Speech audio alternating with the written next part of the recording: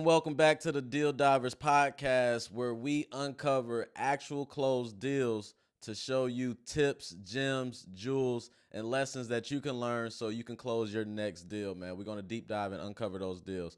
I'm your host, if you don't already know, Ty Franklin, also known as Ty the Investor on Instagram. So if you're not already following me on Instagram, make sure you do that right now, all right? Now, before we jump into it, make sure you subscribe to the channel. That lets me know that you guys are interested in this content where we deep dive in these deals and you're actually gaining some value and gaining some insight on how you can help close your next deal, all right? Or how I can help you close your next deal. So without further ado, let's not waste any more time. Let's go ahead and get into this deal that we just closed, all right? So we actually just closed this deal. It was actually a flip. The flip, it took longer than expected. It's one of the last flips that we had in our inventory, but we managed to get it sold and got it sold for a profit, all right? But there's always lessons and things that you can learn and take away from every deal that you do, whether it's a wholesale deal, novation deal, a fix and flip, a creative deal, and the list goes on. There's always lessons that you can take away on things that you can do better to either make you more money or save you more money, right? So that's what we're going to talk about today. We're going to uncover some things about this deal. We're going to talk about, obviously, the motivation of the seller, how we found a lead. We're going to talk about the process, the lending, how we got the funding for the lending to purchase the deal, because we bought this deal without any of our own money out of pocket, all right? So that's always a positive whenever you're doing real estate, is using OPM and using other people's money to close these deals, all right? But this deal is so strenuous. There's a lot going on in this deal. Had to bring out my notepad. Had to take notes on this one, all right? So let's get started from the beginning, the very, very beginning. So December 22nd, 2022. That is when the lead actually came into our database, all right? So we pulled a list of owner-occupied, high-equity properties in a specific area. That was the list type that we pulled from PropStream, downloaded that list, skip traced it, and reached out to the seller. Now, the way we got in contact with the seller is we cold called, all right? That's when we were cold calling heavy.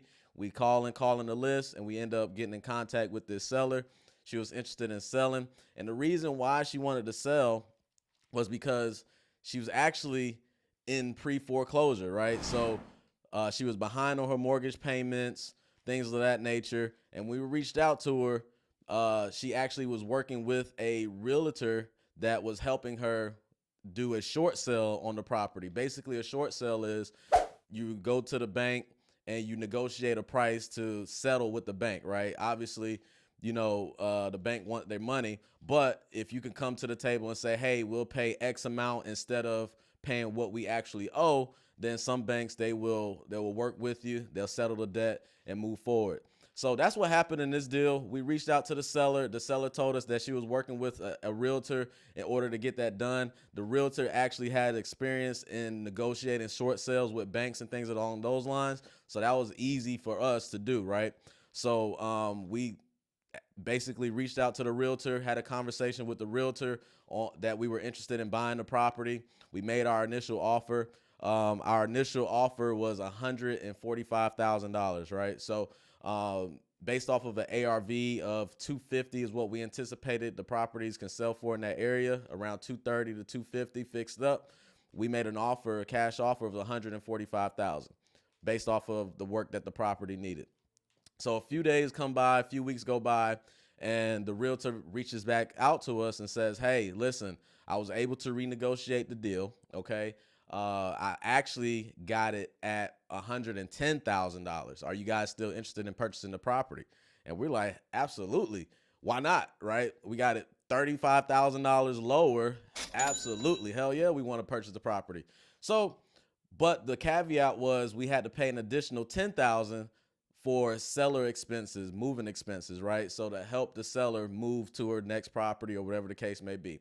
So the total purchase price for this property was $120,000, right? So we had to pay $110,000 to the bank, obviously, to clear that debt, and then pay another $10,000 to the seller for moving expenses, relocation purposes, or whatever the case may be. So that's what we did. So it totaled out to $120,000 that we had to pay in order to get this deal under contract or get this deal sold.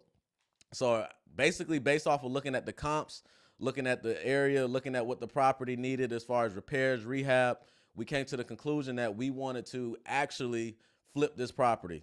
It was in a decent area. It's in Atlanta, not too far from the city. Good area that we thought, and we'll talk about that a little bit later, but good area, good location. And the price points of the houses was selling at a nice price point where it made sense for us. And we also saw some other rehabs going on in the area. So it's like, okay, this area is pretty good to take on this property and make some money as a flip. So we got this deal under contract in February 22nd, 2023. So it took 79 days from the day that it came into our system until we got it under contract with the seller. And then once we got it under contract with the seller, we actually closed this deal in 17 days. So we closed this thing in March of 2023. So from February to March, we got this thing closed. 17 days, quick. Now, you're probably wondering, how do we come up with the money and how we get the funding for this deal? We don't use our own money, right? We reach out to our lenders. And this is a very important part of this, of real estate.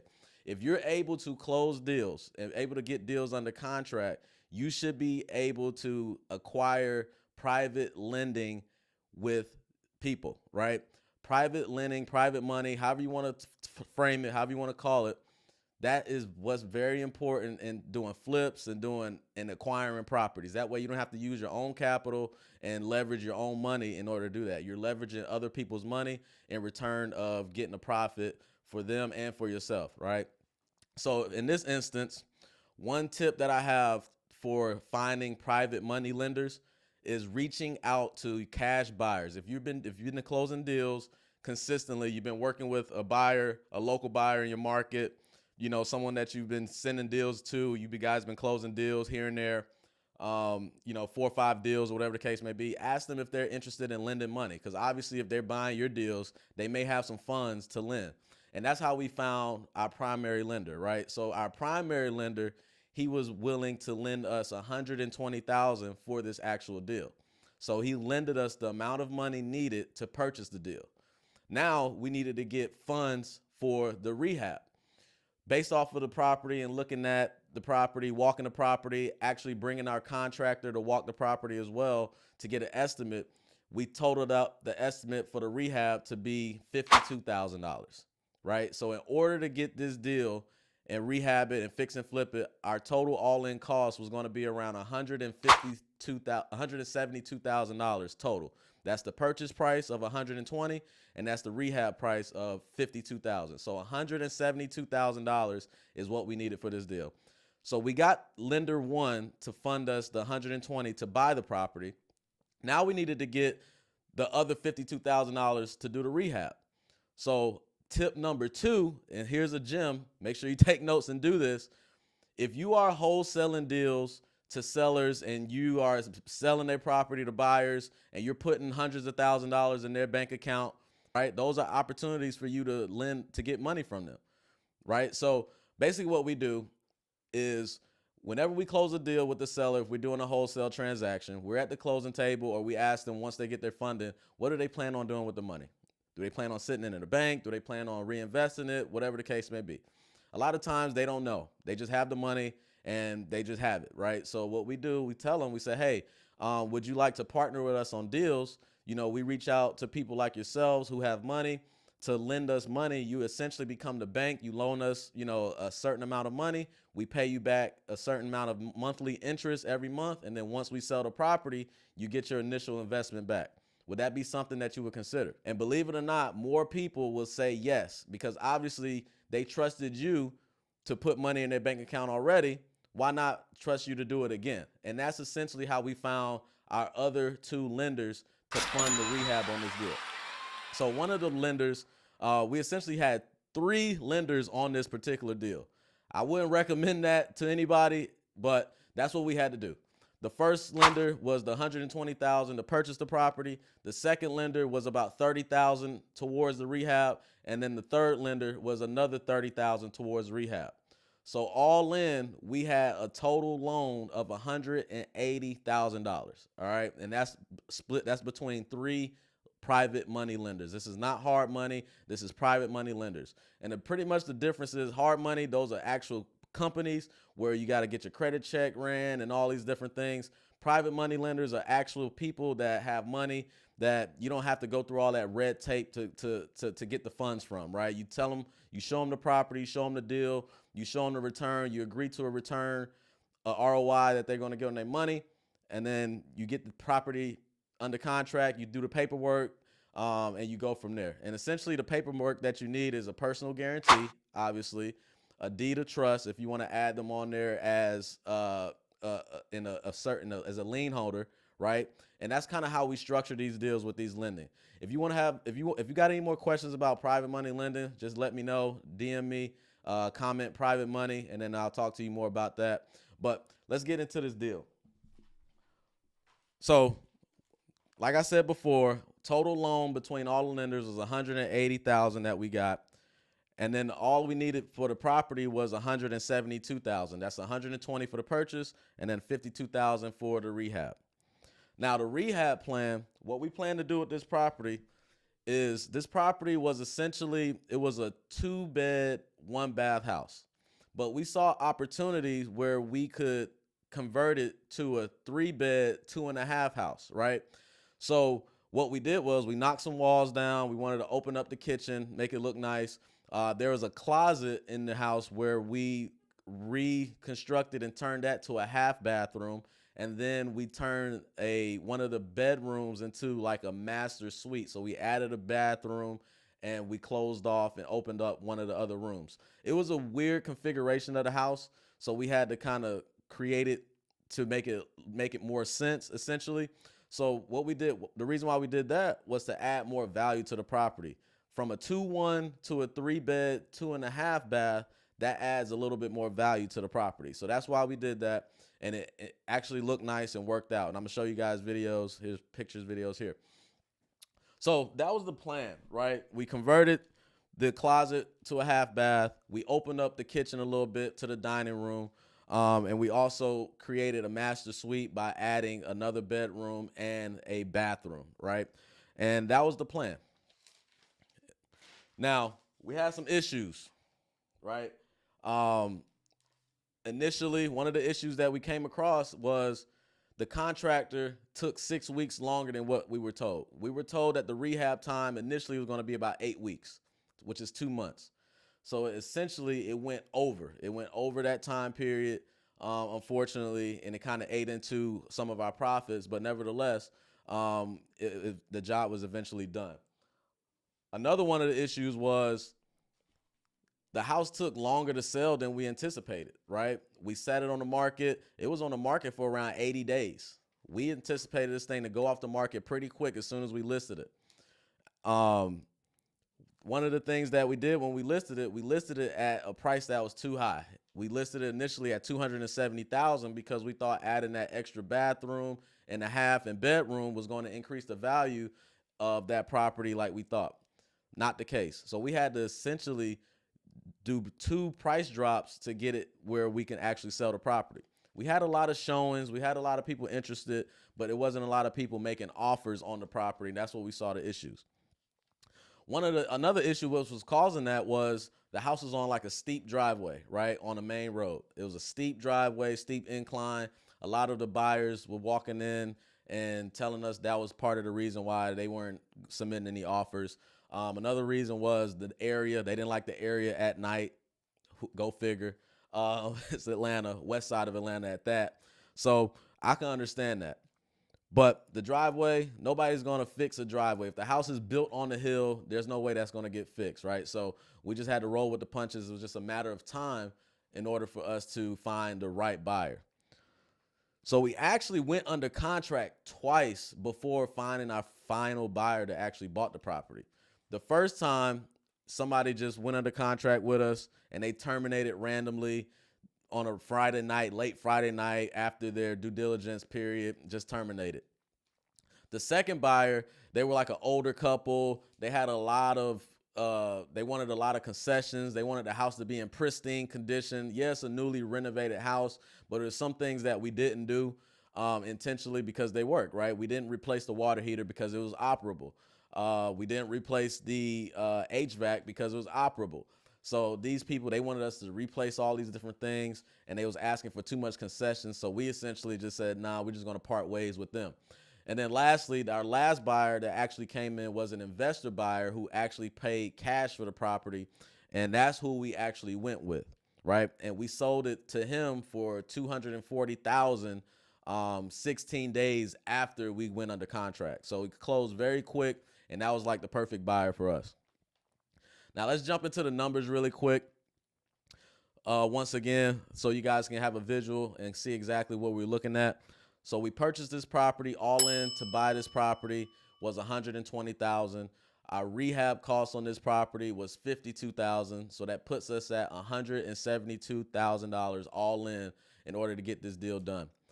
Now, our ARV on this property was estimated $250,000. By adding the extra bedrooms, we thought we can get it for $270,000, but we didn't get it sold for that, and we ended up getting it sold for $240,000 with a $10,000 contribution for the seller contribution, right, towards, you know, closing costs and things of that nature.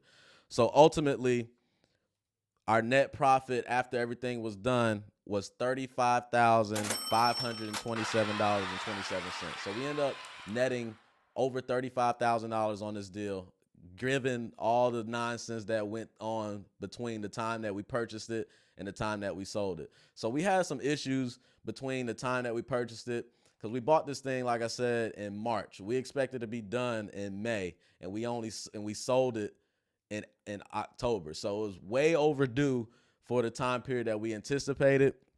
But there's some lessons that I learned from that. One of the lessons, be conservative on your ARVs, right? You don't want to be making offers and doing flips on being aggressive on your ARV, on what it could sell for, but be very, very conservative on your ARVs, because it'll save you a lot of money in the long term. For example, what I mean by that is, if I'm seeing properties are selling for $230,000, right? Obviously I'm buying it right now, but I probably won't be selling this property for another 6 months. So the prices from now in 6 months can be completely different. So if I'm seeing $230,000, I may need to be doing my numbers on ARV of $220,000. And if I sell it for $230,000 or more, then that's a win. But I count it to be selling it for $220,000, if that makes sense. And that'll save you a lot of time on the back end. Next thing, aim for higher profit margins on flips. All right. When I first started doing flips, we were taking on flips that we thought we were going to be in and out and doing, you know, $20,000-$25,000 profit, and we're going to purchase the property, paint it real quick, and list it on the market and sell it in like 2 months. Well, with the market and how it is now, we do that. The houses are sitting a little bit longer, and it's costing us more money. So we anticipating on getting a $25,000 return or profit once we sell it. It ends up being maybe $15,000, because we have to pay those interest payments over that additional time that we are holding the properties. So if we are anticipating and taking on properties that have a bigger spread or a bigger profit, we can take those punches without a problem. But at the end of the day, you want to make sure when you're doing flips that it's worth your time. And what makes it worth your time is the amount of profit that you get at the end of the day, right? Because there's different factors that eat into your profit. You have these weird buyers that are asking for concessions and seller contributions and things along those lines. So you want to make sure that when you do analyze your deals and underwrite your deals, you want to make sure that there's enough profit spread in that so you can account for those things if they do happen. And then lastly, you want to make sure you get a good contractor, all right?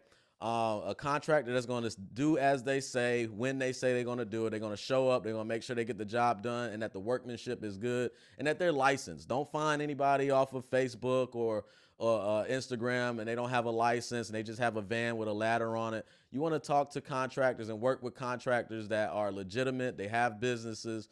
LLCs and they have the certifications, the licenses, and all the things that they need. Even though they might be more expensive, they're going to save you money in the long run when it comes to that kind of stuff on the back end. And that's pretty much it, man. That was that deal right there. It was a fun deal. This was the first flip that we took on that we actually knocked some walls down, did some reconfigurations, added bathrooms, added bedrooms, put some walls up. One of the nicest flips that we've done as well as far as the design. And it went really nice. I enjoyed it, but ultimately there was always some things that went on along the way. But ultimately, we got it sold. We end up making some money on it, making a good profit, and now we're on to the next property. But we're going to wrap that thing up there. Hopefully, you got some value from that. If you have, make sure you comment below. If you got any questions about anything that you need clarifications on, please make sure you let me know in the comment section. And help the channel, help the podcast. Like, comment, share, and subscribe to the channel so I can bring some more content to you that's going to help you essentially close some more deals and skip out and not deal with the nonsense that I dealt with on my deals. All right. So I appreciate you guys for watching. Appreciate you guys for listening. Stay tuned for the next episode of Deal Divers Podcast. I'm out.